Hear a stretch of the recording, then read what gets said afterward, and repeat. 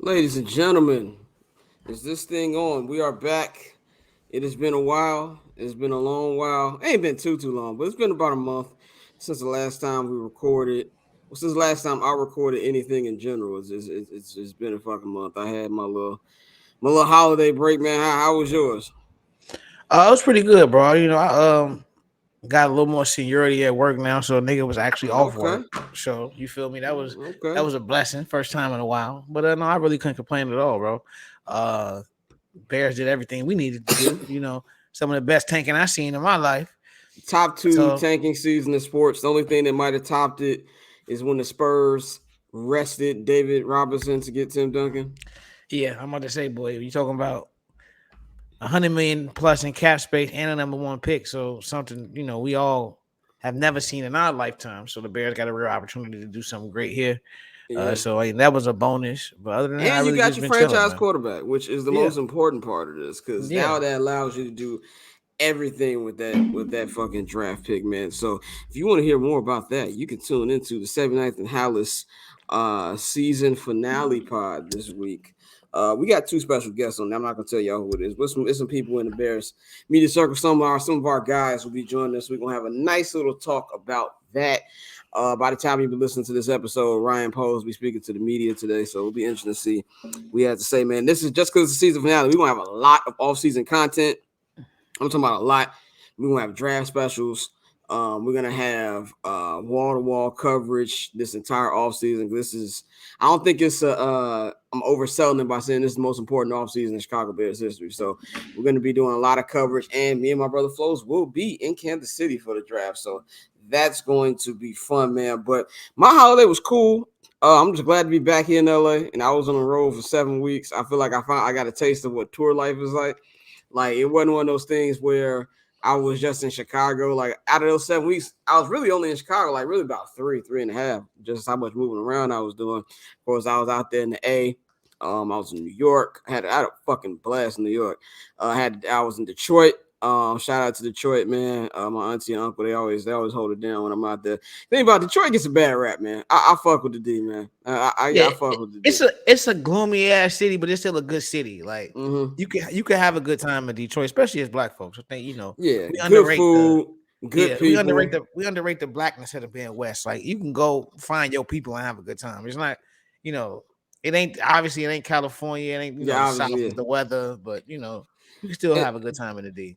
it's still one of my low key favorite cities. I fuck with Detroit, and there's actually a lot of stuff to do in downtown Detroit. And I actually got to give them some credit because when we was walking around before and after the game, I'm like, man, it's a lot of fucking bars, some new restaurants over there. So shout out to Detroit, man, and shout out to everybody who helped me over these last 7 weeks, who gave me a couch to sleep on in New York. Shout out my man Serge. My man Serge really, really came through for your boy because I was looking at them hotels. I'm like, nigga. So shout out to Oh yeah. Serge in his deluxe apartment in the sky out there in Queens. Anybody saw my IG was like, nigga, that's cold ass view. That's the homie Serge. But I was out there with Dante, man. We saw his big ass rich apartment that he got. Uh so it was a good time, man. But we are back here in LA, man. I've been back for a week and it has been raining every goddamn day. I think I've seen the sun one time in the week that I've been here. But I'm just glad to be in my own bed in my own space. So we're here to talk about some NBA basketball, man. This is Ball Don't Lie. This is episode 169. And of course, y'all know the deal. It will be every 2 weeks until the actual Super Bowl is over. So really about a month. And then we'll be back on our weekly schedule for the rest of the year.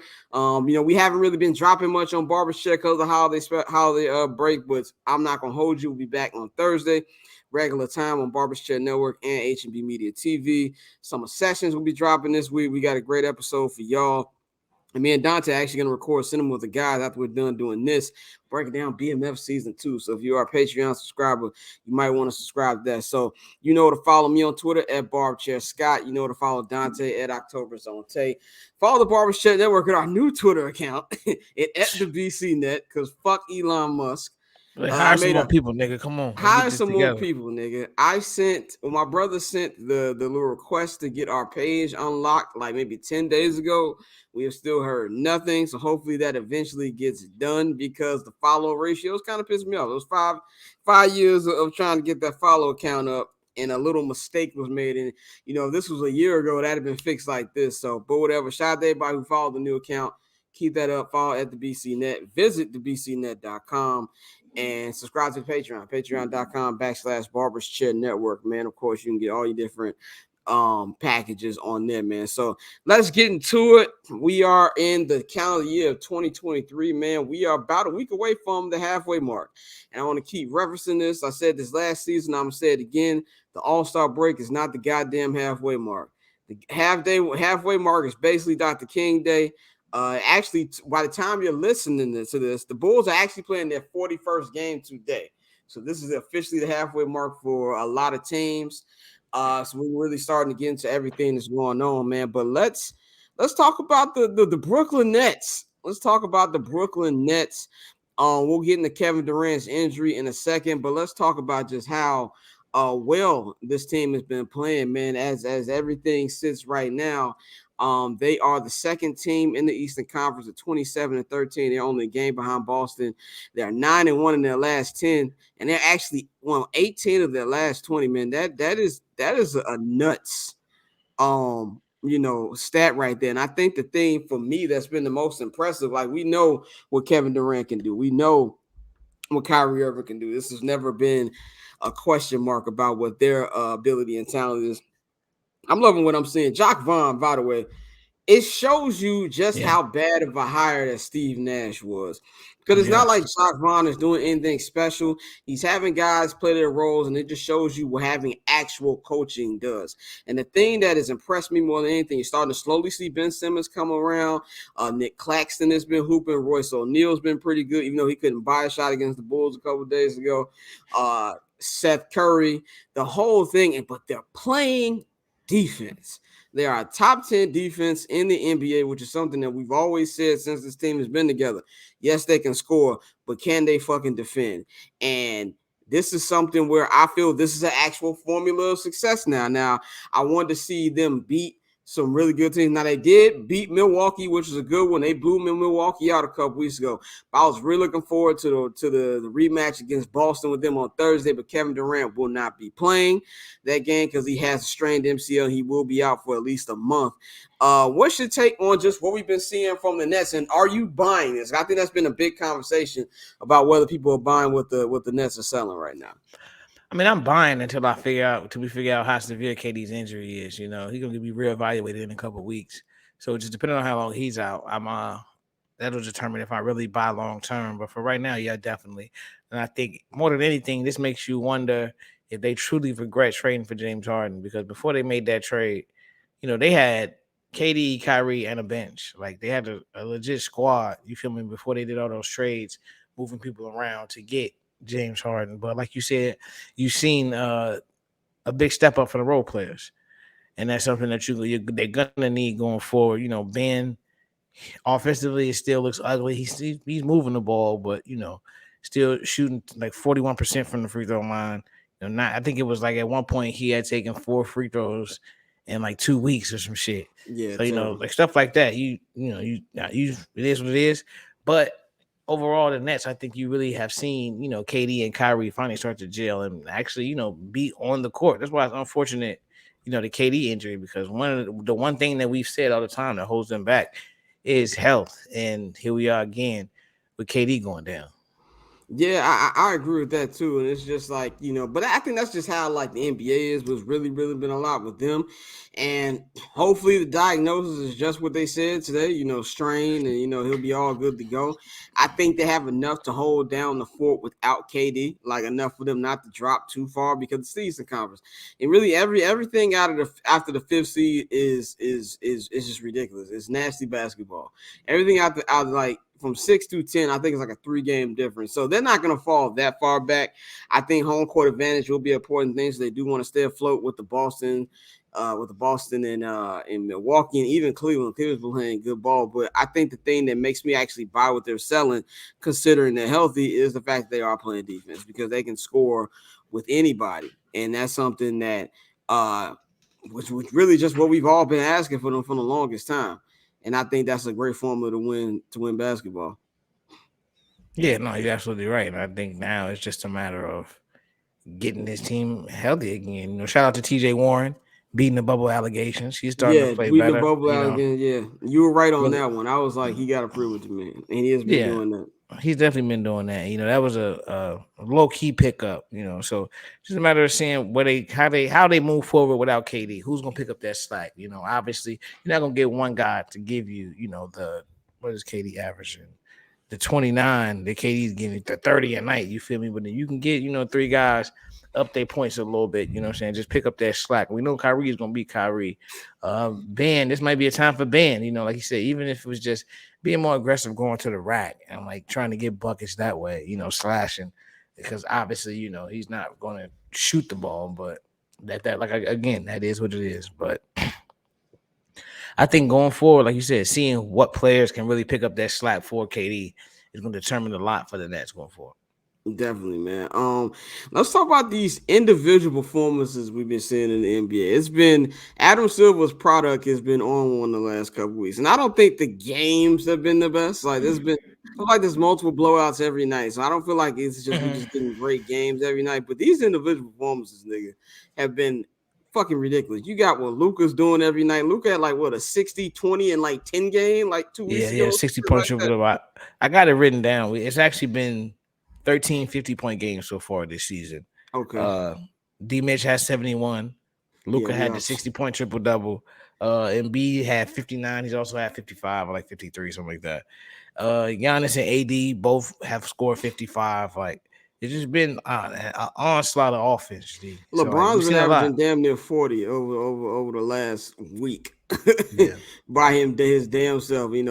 Zach had a yeah. game. He had like back to back was a 38, 40 point nights. Him and DeMar put up 71 points the other night. And it's just been, ridiculous hoop. Like Giannis is just out here putting up 30 and 20. Like that's just normal shit to do. Like this shit No is three not. pointers. Yeah, with no 3 pointers. Like and thing about the fucking 71 that pissed me off was this nigga Donovan Mitchell had 16 points at halftime. He had 19 with like 6 minutes left in the third. Like so, the explosion he went on after that. Billy Donovan should have been making them dudes walk back to the crib about that. And the Bulls are very lucky that unfortunately, obviously, the DeMar Hamlin situation. By the way, I'm happy he's out the hospital by now. Yeah, yeah. I'm very happy he's out the hospital. They're lucky that situation happened because niggas was not talking about that 71. If there was nothing going on that night, the Bulls would have been the talk of the town for at least a week. So that shit kind of went under the radar. And it wasn't the 71 that pissed me off. It was the fact that it was Donovan Mitchell, of all people, that they let him do that. So I think the thing that a lot of people have been asking is it good offense or is it bad defense? And this is the thing for me. I don't think it's bad defense, but I do think we're entering into an era where it's like we're seeing young talent on display that is just like this is just a new era. And this is like you can play good type of defense, but you're just going up against better offense every night to the point where I don't look at these games. It's just like, oh, those dudes are taking nights off on defensively. It's just you got dudes who, you can see as the evolution of basketball. And you really can't do nothing about these motherfuckers. It's not like this, outside of your Donovan Mitchell. I'm not saying Donovan Mitchell's weak because he's not, but he's not a generational talent like a Giannis or Luka or some shit like that.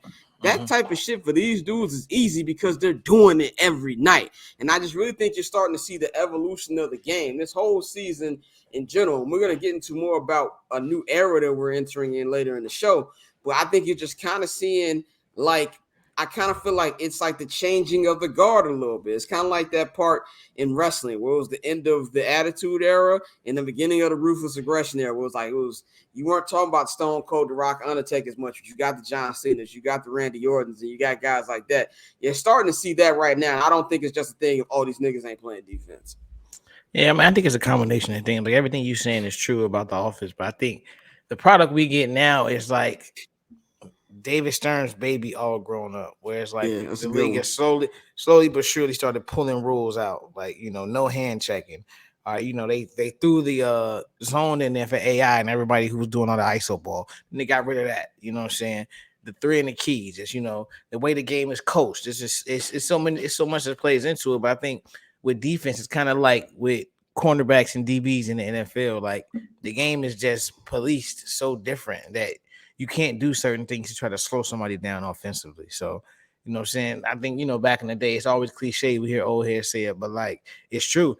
If a guy's hit 7 threes, like we're gonna put a body on them, we're gonna double them, they're gonna do, different things. Whereas you don't see that today. I know Isaiah Thomas talked about it, young Isaiah Thomas, where he said, it's basically open gym out there. And I mean, we've all been to an open gym So before you where you talking see, about Seattle Isaiah Thomas, not yeah, yeah, not crib, not not like not crib, Lord. not Zeke, yeah, not Zeke. Now, did you know But that Isaiah Thomas' middle name is actually Lord? yeah, Isaiah Lord Thomas, that's the That's coldest the shit most ever. West Side ass name I ever seen in my life. What up, Isaiah? Hey, what up, Lord? Right, exactly.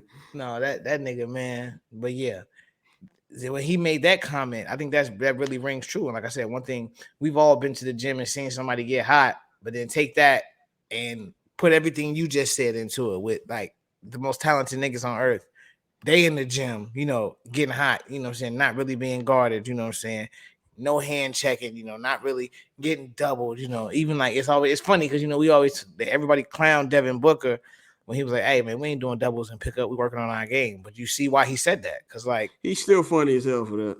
oh yeah. But you see why he said it though, because in most situations, like when like people ain't really doubling like that, like crazy. Like people have defensive schemes and switching and just so many different things that they do that like it's not just as simple as like old school. Hey, put a body on them. It's not that same type of mentality. So with that, with the game geared towards scoring, you get that. Like you get the Matt Ryans of the NBA who got 50,000 passing yards but ain't got shit else. You know what I'm saying?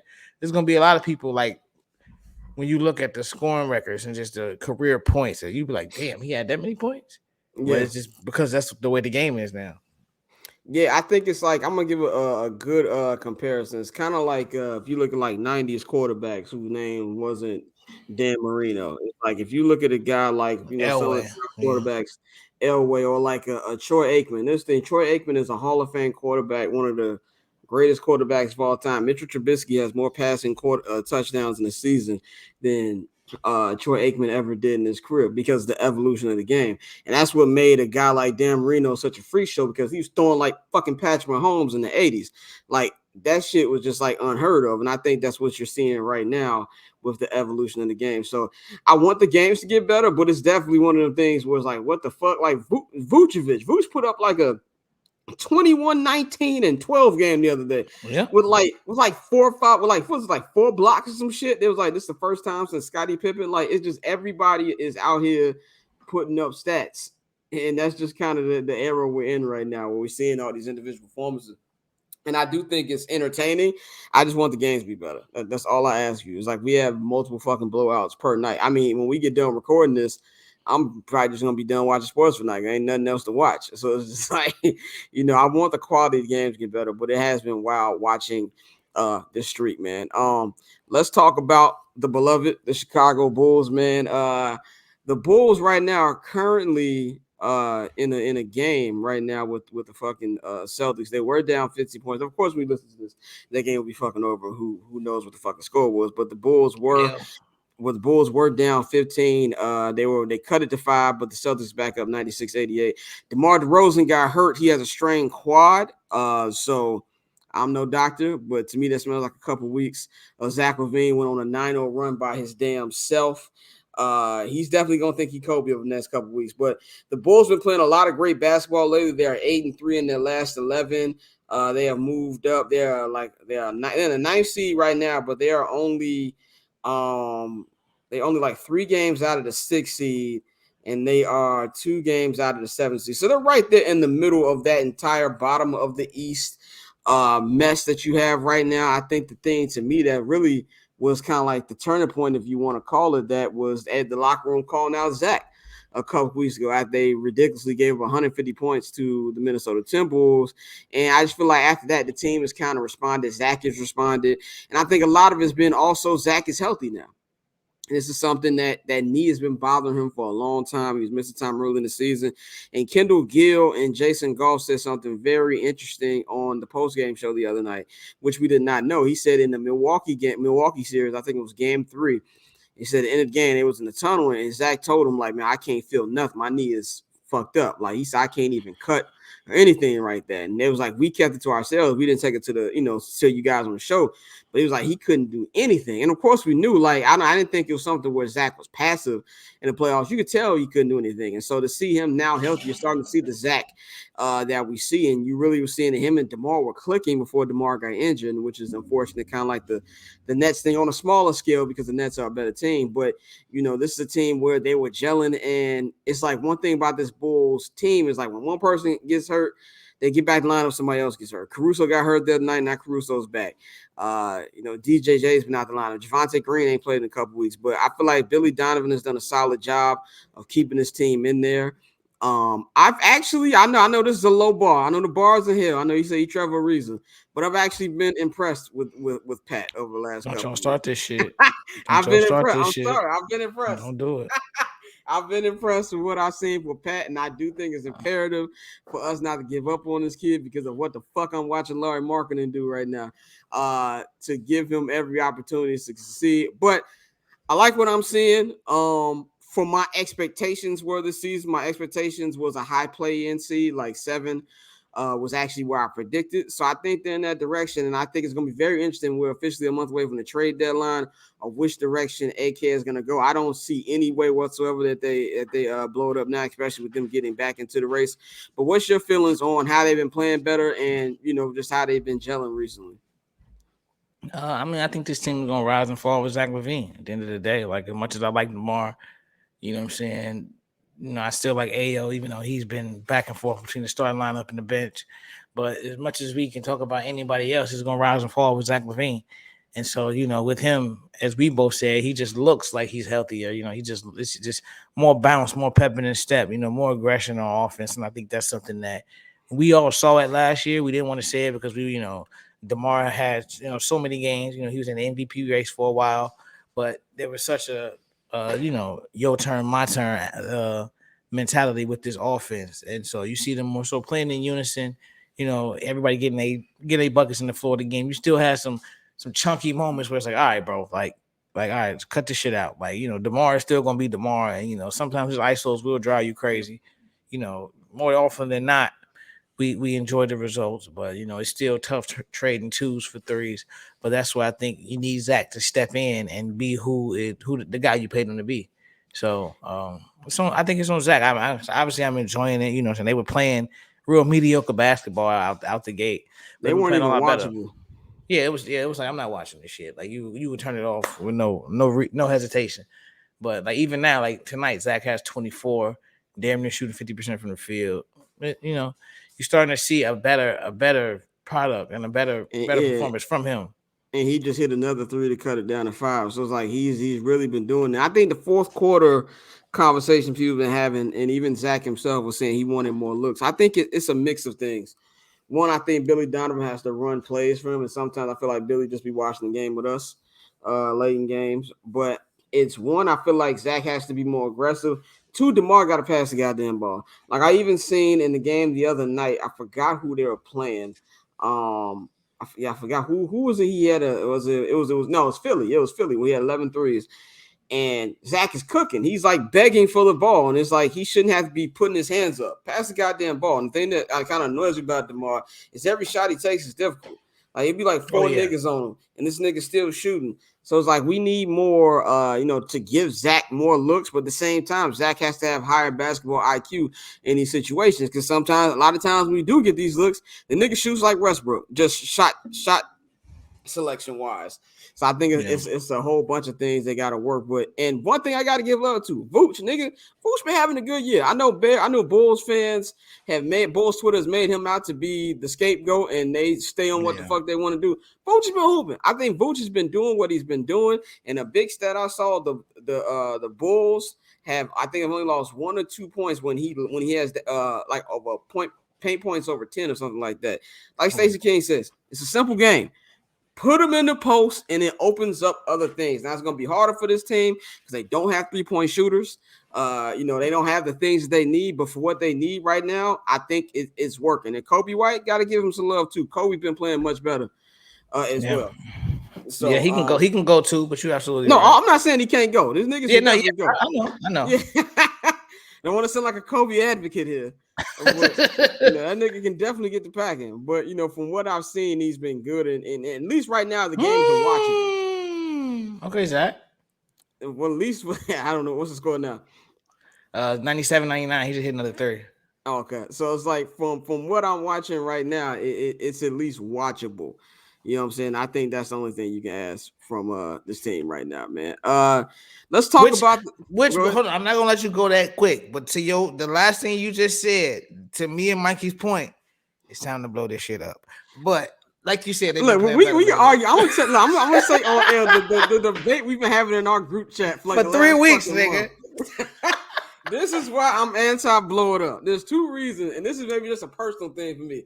As a fan, I can't watch no more rebuild basketball. I'll be fine with my middle of the road team. Maybe we get lucky in a trade or some shit like that.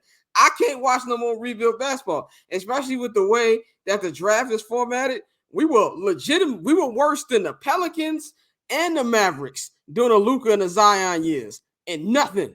And on top of that, you don't own your pick if it's not top 4 protected. And knowing the Bulls' luck, that bitch will land at 5. That's all I'm saying. Now, if AK decides to go in that direction, I'm not going to argue with him. We all know this core ain't winning the championship. Just for my typical day-to-day sanity, I can't do any more rebuilds. Yeah, that's That's valid. just me. It's time, bro. Like at this point, roll the dice, because like we always say, the worst place to be in sports is in the middle, especially when you all in and you in the fucking middle. Like you giving out max deals. You got 3 big contracts on on this joint. You're in win now mode, and your win now ceiling is a playing game. Like, do we really expect the Bulls to beat anybody in the playoffs? Hell no.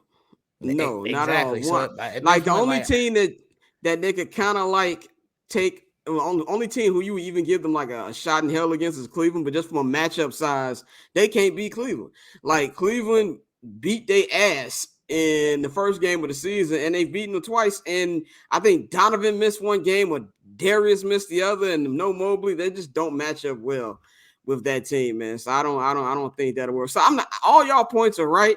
I'm just saying, from my perspective, I just can't do no more. This will be like rebound number 3. You know what I'm saying? Since Jordan left, you know what I'm saying? Yeah, But but it's one of those things. Like, if it just has to be done right. Like, just like we feel like year 1 of the Ryan Pace rebuild was a success. Identifying your future quarterback. You know what I'm saying? Having so your you saying defensive that players. Like, AK need to talk to Ryan Poles? yeah, he do. He definitely get some tips. Like, hey, bro, I know it's 2 different sports, How do I but tear this shit down? it's really just a matter of, if Zach, like prime example, Zach right now is your guy. That's your max deal. That's your youngest guy on the max deal. So obviously Zach is the one you're gonna keep. But everybody else, they can be moved, bro. Like, and if necessary, if it's really you want to be that bad to ensure yourself one of those 50% slots in the lottery, you can move, bro, too. Like, because at the end of the day, like I said, I like Zach, but me and you, we talked about this a lot. Like, I'm at the point now where like Zach is who he is, and I don't think he is who we thought he was. You feel me? Originally, like coming into this, even with him playing better now, you get these spurts from Zach. In the boiling era, you got 9 threes in a game, shit where he just gets crazy hot and that type of thing. But to be He's consistently 27. the He's guy, 27, 28. He is who he is. yeah, exactly. Like, and even with that, people are like, that's young, bro. Been in the league nearly 9 years. It's going on that. Like, he's been in the league for a while, so this is who we gonna get. This is true, man. This is definitely true, man. Let's get into the 2 teams here in the city that I reside in, Los Angeles, California. There's a lot of mediocre basketball being played at the Staples Crypto Arena. A lot of mediocre basketball. The name ringing true. It's let's start with the Los Angeles Lakers. I don't have their, let me see. I think I had the record in front of me. What these niggas are. Here we go. So the Los Angeles Lakers are 19-21 as we're recording this. They've won 5 in a row, but also as recording this, they'll be playing the number 1 team in the West right now, the Denver Nuggets, and LeBron James will not be playing. And of course, we know about Anthony Davis, so I expect that win streak to get cracked tonight. They've been playing better, but it's still bad. It's still bad. And then we have these. LeBron is on the brink of history. He should be, if he stays healthy, I think he'll probably pass Kareem like around March, he's probably about like probably at the earliest late February. I think you'll see him pass Kareem. So he's going to get that record. It's not a matter of if, it's a matter of when. But he's expressed not being happy with playing this level of basketball, especially as well as he's been playing over this entire season. And y'all know who listen to this podcast, I am not a LeBron James guy. I'm not a LeBron James fan. But I think one thing that he does have in his feather, he will never be my GOAT. But the thing that we got to give him love for is just how well he's been playing at this age. We've never seen a player in basketball consistently play as well as that. Like, yeah, Mike has some nights when he was 38 with the Wizards. He has some nights. In fact, the stat they happened the other night where Bron went like 40, had like 41, 45 and 10 one night and like 41 and some the other night. The last player to do that was Michael Jordan. So yeah, Mike had some nights with the Wizards, but he wasn't as consistently good at this age as LeBron is. So LeBron has been playing well and he wants to. He feels like he can still contribute and win and contend for championships. And I don't think anybody would disagree with him. And it really just shows like the bullshit job that Rob Pelinka's been doing, and me and Dante have been preaching this from the choir for the last year and a half. Just how much of a shit job he's been doing. And here's a quote that he told the Athletic Sam Amick on the Lakers roster plans. He said, "Y'all know what the fuck should be happening." That was a quote he said. Then LeBron retweeted this and said, "Hey Sam, actually my patience isn't waning. You make it sound like I'm frustrated when I'm really not. I told you over and over, my job is focused on the guys in the locker room. My job isn't the roster. That's the reality of that conversation. And I said what I said with the utmost respect and calmness. That's the mood I'm in. You're welcome. 5-game winning streak. King crown emoji." What is your thoughts on those comments? You can't sign 16 clutch players and then say that my job is just the people in the locker room. Like, there's nothing wrong with a little bit of ownership there. So I think that's kind of wild for him to make that statement. And also I think, like you said, Rob Pelinka is just, we talk a lot. We talked about, I think Pavi tweeted it like about a lot of players who talk about mama mentality, but they really not dogs. Like, if it's one person who's living off Kobe's legacy a little bit too long, it's Rob Pelinka. Like we gotta speak on it. We gotta cut the shit, bro. I want you to expound more on this, my friend. That's absolutely ridiculous. Like, it's we've seen this is the Lakers are a family run business, and they have a lot of family ties in the front office, and this is how they do things. But at the same time, when the results haven't been there, and Rob Pelinka has like just flat out outside of the bubble been terrible. Like, granted, you got AD. You mortgage the future for the right now, which is what the Lakers do. So that's not an issue. But if you can't continuously do that and continue to put the best team on the court, not only for the Laker franchise, but the fact that you have LeBron James, so like it's like maximizing that time. You haven't been able to do that, and you got an extension. You come out and say, "Well, we're gonna do X, Y, and Z," and then like the roster they put together this year is shit. Was a joke.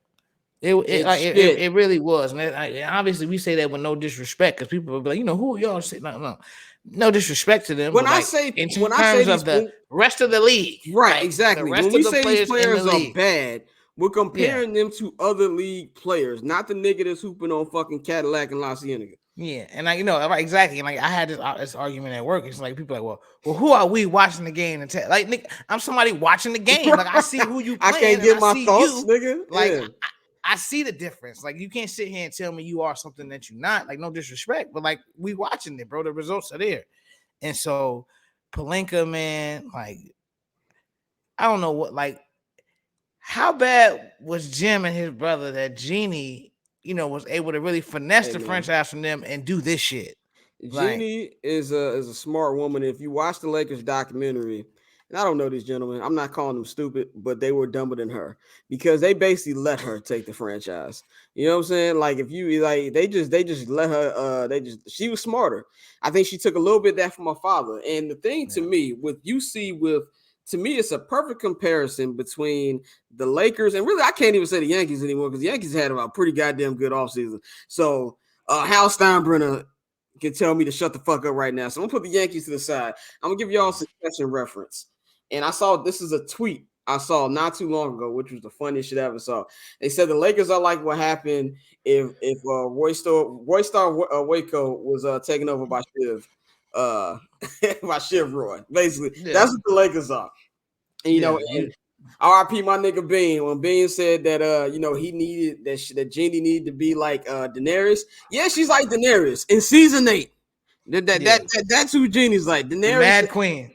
Yeah, the Mad Queen. When she was talking crazy to John, and John was like, "Oh, I have to kill this bitch." Like that is that right now, and it's been bad from her all the way down. And Rob Pelinka, like you said, he's been in kind of living off the Kobe legacy, and we know that Rob Pelinka was Kobe's agent. We know Rob Pelinka was Gigi's godfather, so obviously he's Kobe's family. But there's a name that you're living off of right now, and and really, I just want everybody. It ain't yours, nigga. Can we stop? Like, we're actually in about 2 weeks. We're coming up on 3 years since Kobe's passing, which is wild that time is flowing that damn quickly. But we're coming up on like in 2.5 weeks on Kobe's passing, 3 years. Can we stop with the Mamba mentality shit? Okay, you're taking some shit that Kobe used, and you just using it. Kobe wasn't even like half of you niggas. Like, what are we doing? Like, I'm not putting this for Rob Blink. I'm just saying in general. And the day one Kobe disciple. Stop it, okay? Like, I have the Mamba mentality book, nigga, on my nightstand. So if there's anybody who I know what you're talking about, just stop. But the Lakers, it's an organizational problem. The Lakers aren't the Lakers of old. They're not the Jerry Buss Lakers who would do anything it takes to win and make smart moves. And I think another thing that we're forgetting is not just Jerry Buss, it's fucking Jerry West. And Jerry West was a very important part of this this franchise. My close personal friend Jerry West. We keep making that joke.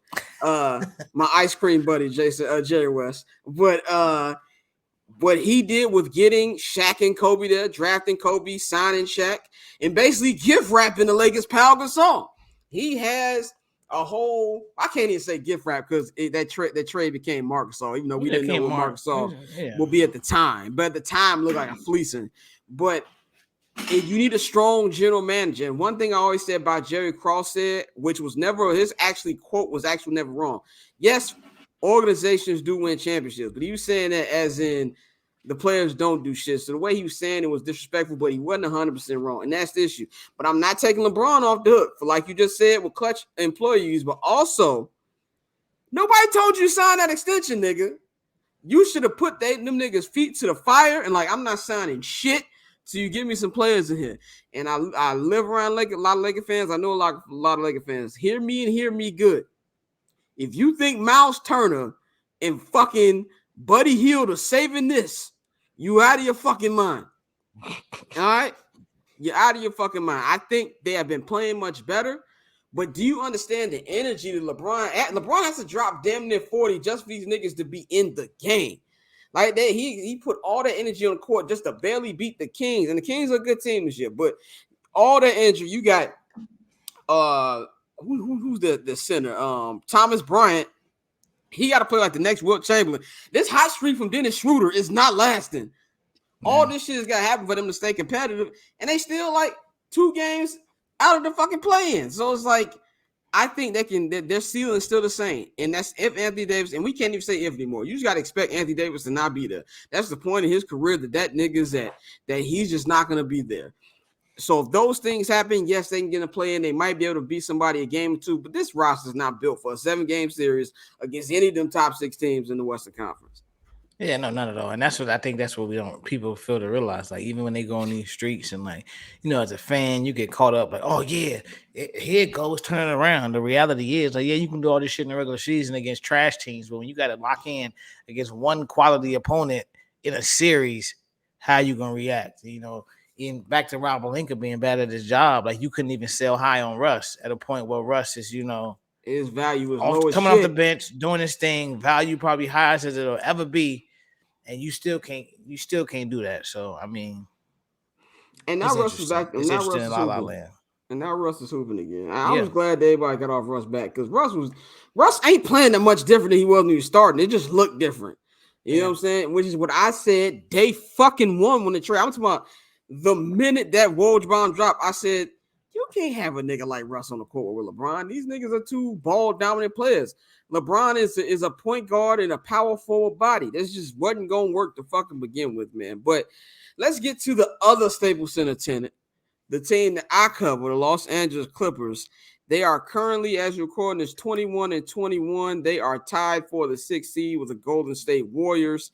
Kawhi Leonard's been back playing, but Paul George is back out of the lineup. And this team right now, they have lost 6 in a fucking row. Playing very bad basketball. They had 3-7 in their last 10. These niggas lost by double digits to not double digits, but these niggas lost a double-digit lead to the fucking Atlanta Hawks. Now, I know Dante knows that the Atlanta Hawks might be the stupidest team in basketball. Terrible. They might be the dumbest team in basketball. And this is saying a lot because I'm a Bulls fan. They've got Nate McMillan out there running that 1998 ass offense.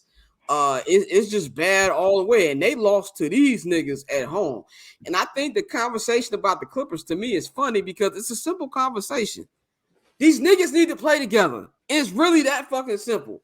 There's no other breaking down that we need to see. They have to play together. It's like PG gets healthy and then Kawhi gets out the lineup. Kawhi gets healthy and then PG's out the lineup. And then when they do play together, they play like 2-3 games in a row. And then a back-to-back comes and one or both of them niggas is sitting down.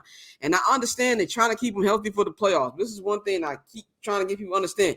You have to get to the fucking playoffs.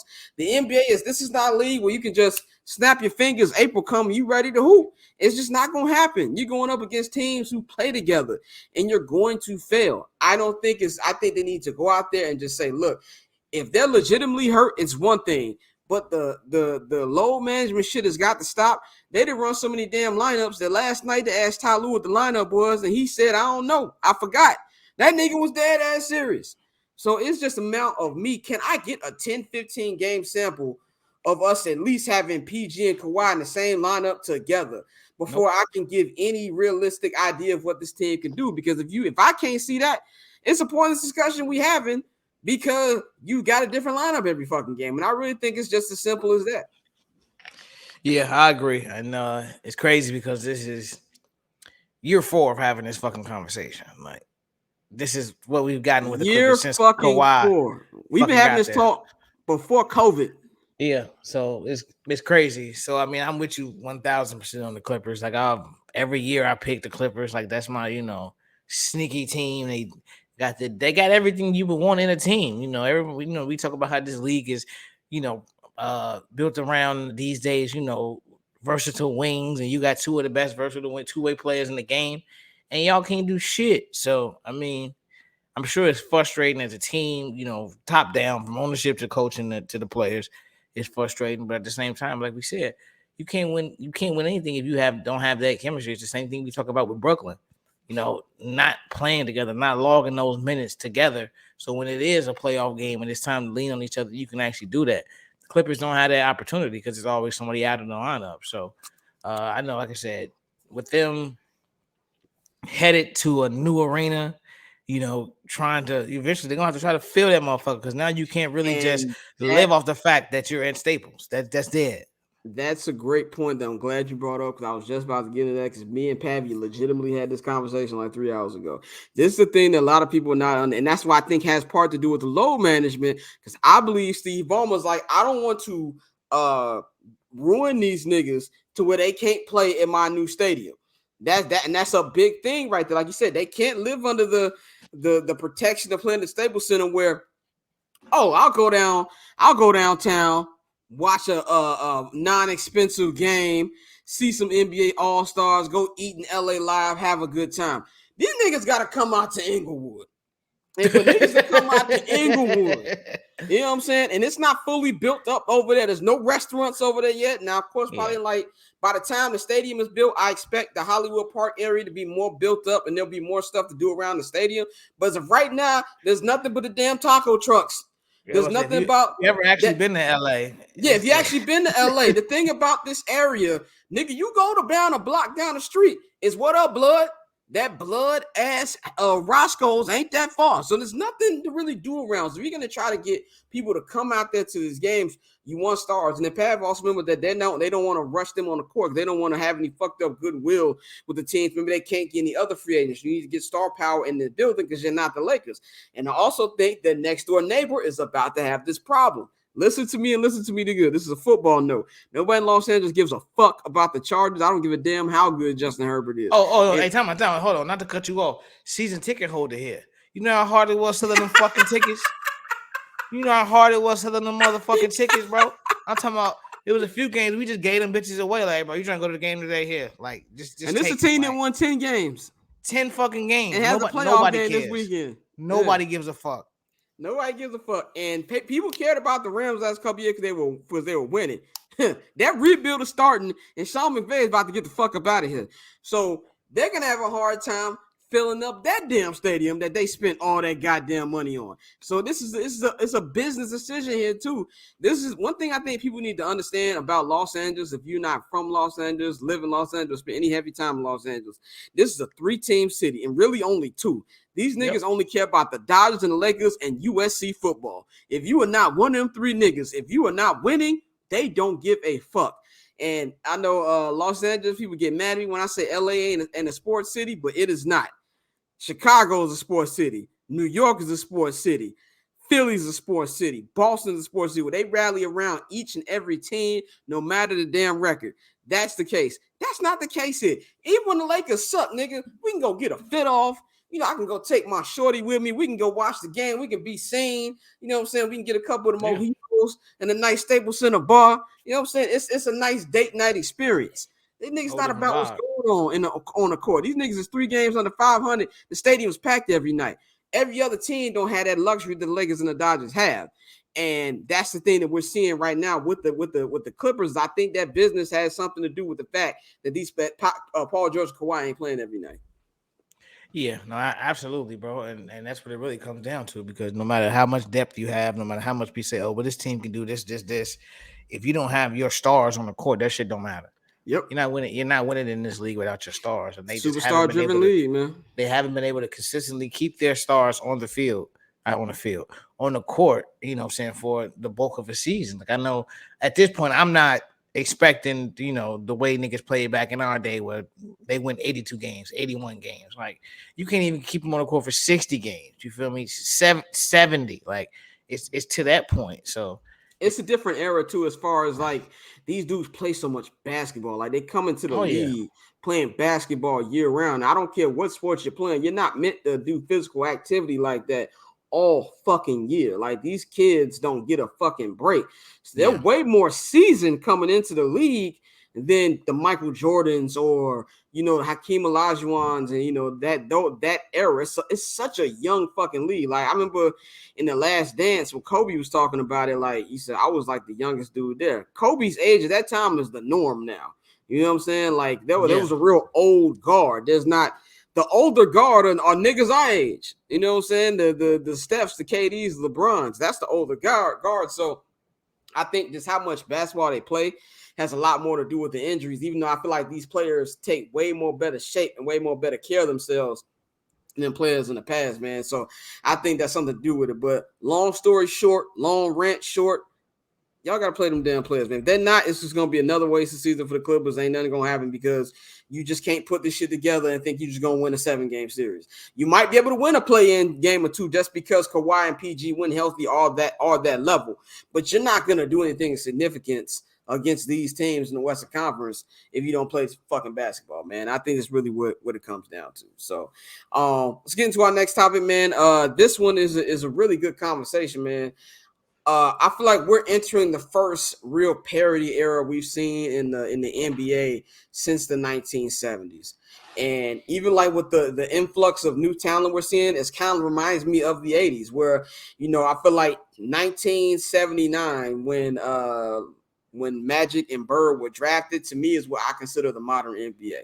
You know what I'm saying? To me, that's where everything started as far as like how big the league began. And you've got the new talent that just is you talking about just straight off individual talent. This is the most talent this league has ever had, bar none. I don't even think it's remotely close. Even look at the talent that's about to come in. You got Victor Wembanyama. This nigga is shooting pull-up threes with one leg at 7'5". Like, it's just ridiculous talent that we're seeing. And I think that what was one of the main complaints that we've seen over the NBA over the last really 30 years almost was you always had the dominant team. You know what I'm saying? The 90s, it was the Bulls era. The 2010s was the Lakers and the Spurs. And then of course the Heatles, and we all know the dominance that the Warriors had, and honestly are kind of still in. Like until they get knocked off, they're still in. You know, even though they've been playing like shit. We'll get here, we'll get into that in a minute. But you know, as far as what I'm saying, like you got that, you got LeBron is on his way out.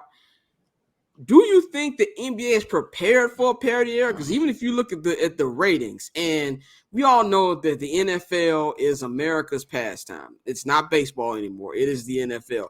Those Christmas Day ratings, and I knew the NFL was gonna smash them, but nigga, that shit was way worse than I thought it was gonna be. Like it wasn't remotely close. The country was out here watching Tom Brady going to overtime with a Peloton instructor over watching Jokic go one-on-one with Devin Booker and them niggas. Like, I think the NBA, if Adam Silver isn't preparing for, I think they're severely underestimating how bleak it's going to be from a star potential when LeBron leaves, because you need that megastar that people who don't even watch basketball know. My grandma don't watch no basketball. She know who the hell LeBron James is. You know what I'm saying? With all due respect to Giannis, all due respect to Zion, my grandma know who the fuck they are. So do you think that they're able to take it into the next level with it being sort of an even playing field, or do you think the NBA just needs a dominant team or a dominant player again?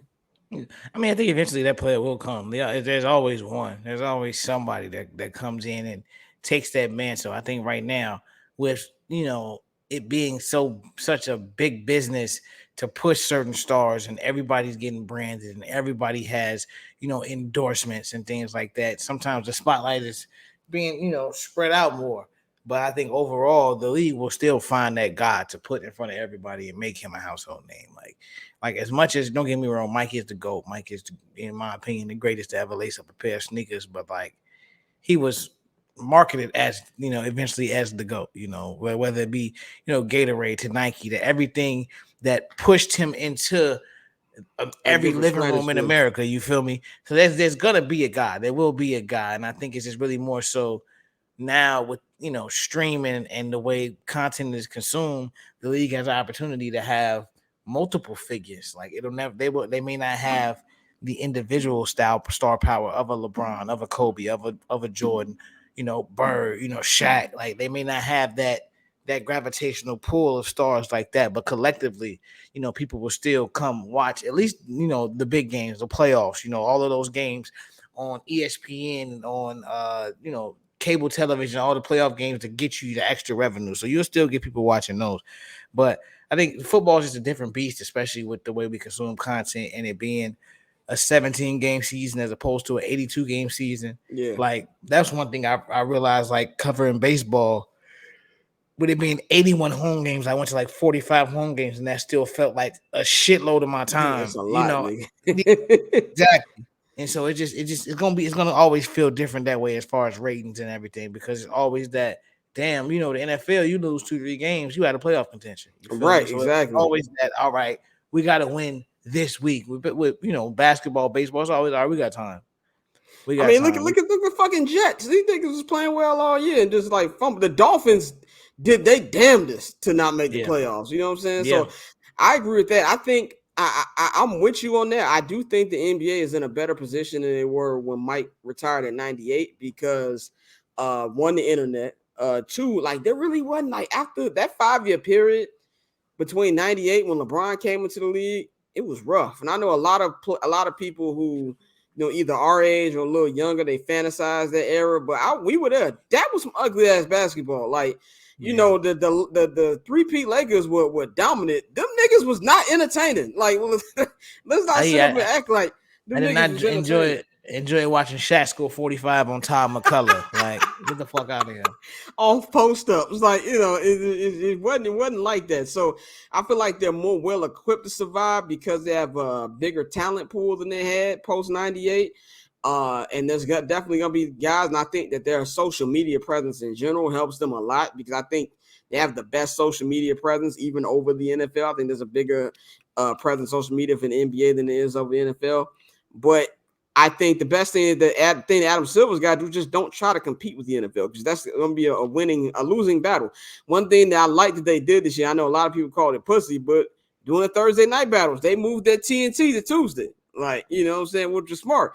You don't want to have a big marquee matchup. You got, the Celtics and Mavericks, and you getting outshined by Titans Jaguars. You know what I'm saying? Like, I think that was a good move. Just really, the NBA's got to do what they got to do, and I think it'll be fine. But from a fan perspective, I am looking forward to not having the dominant team or going into the playoffs not knowing who the fuck is going to win. You know what I'm saying? I do think we're going to see, I know a lot of people, you're going to get tired of seeing LeBron in the finals all the time. You're getting tired of seeing Steph in the finals all the damn time. You want to see some new blood. And I think even though the Warriors won last year, seeing Tatum and Brown get into the finals was cool. And I think that's something you're going to see more and more going on. So that leads me to the final topic. In this mixed bag of the NBA right now, who do you think is the best team? The best team in NBA. Sheesh. That's tough. That's actually pretty tough. It's very tough. I have some shit written down. Let me see. I'll say this. I can't go Brooklyn because they can't stay healthy. Like that's really killing me. I damn near want to say Boston. This thing about like Boston. Just on some right now type shit. I just don't buy Boston that much. I mean, they're still a very, very good team. I don't see that big of a difference from last season. My only issue is what me, you, and Pavi have said consistently on here. When the shit is on the line, is Jason Tatum gonna play like he got some goddamn sense? I still think that's the biggest fucking question. But if we just going off the regular season, I have to say by record-wise, it would have to be either. I've been very impressed by Denver, even though y'all know how I feel about fucking Jamal Murray. I've been very impressed with Denver. But I don't, you can't really sell any of these teams. Like Milwaukee, honestly, is getting away with murder. Milwaukee right now is 4-6 in their last 10. They really looking like Giannis a bust right now. Now, I don't know what the hell is going on with Chris Middleton. He had that knee injury. He came back for a couple games, and then he's been hurt ever since again. They don't look that damn talented to me. By record-wise, I'm probably saying I'm the most impressed with Denver, honestly. But it's tough right now, and I know this is gonna sound funny because I'm a Steph disciple, but I'm not giving up on the Warriors yet. Like, I honestly feel like just because their biggest issue is winning on the road right now, and I feel like that's a fixable thing. And I think the thing that a lot of people weren't thinking about early in the season was Andrew Wiggins missed a lot of time. They've played so much better in these last couple of weeks with Steph out and with Wiggins out. Wiggins came back, and I think I saw Steph is probable for the next game. Now, don't quote me on that, but I could have sworn I saw Steph is probable for the next game. That's gonna help as long as they're. Think about the Warriors to me. I don't give a damn about home court. If they in that top 6, I give them good as a chance as anybody. So as far as winning the championship, I still am putting them in that conversation. But if we just going off regular season right now, I would say Brooklyn if KD didn't get hurt, but for right now, the most impressive team to me has probably been Denver because this is the first time we're seeing Jokic with an actual healthy team for the first time in like 3 years. Yeah, bro. No, I agree. I think the Warriors, like you said, I never count Steph out at this point. I did my years of saying Steph. Yeah, I know. We know. Yeah. Like, we all know. Y'all said it was over. Y'all try to put dirt on my man. Yeah, we definitely tried to bring the shovels out. But I agree that's a team you can't really count out. And like Clay has shown you flashes of old Clay. Yep. You've seen them start to gel. And that's also, you just don't count out championship teams. It's teams that, have been there before. And UGA is beating the shit out of TCU. Teams that have been there before. You just don't count them out. You don't write them off. So I can agree on that. I can agree with that 100%. Yeah, man. I definitely you definitely gotta keep them like, just get in. I really want people to give fucking Steve Kerr's credit, man. Like, I think it should have been put to bed a long time ago, but for the love of God, if y'all stop bringing up that he won with Mark Jackson team shit, which is bullshit to begin with.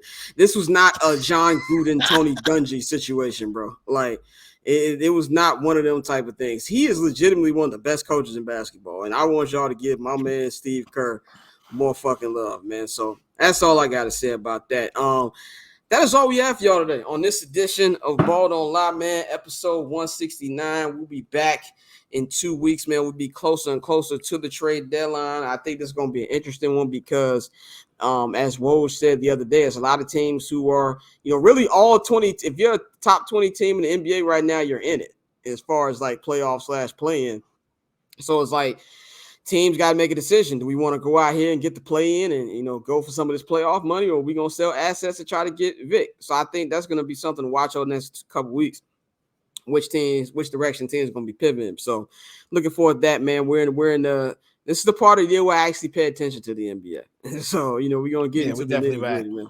We definitely back, so we're going to be rocking with y'all for the rest of this season, man. So you know where to follow me on Twitter at BarberChairScott. You know where to follow Dante at OctoberZoneTay.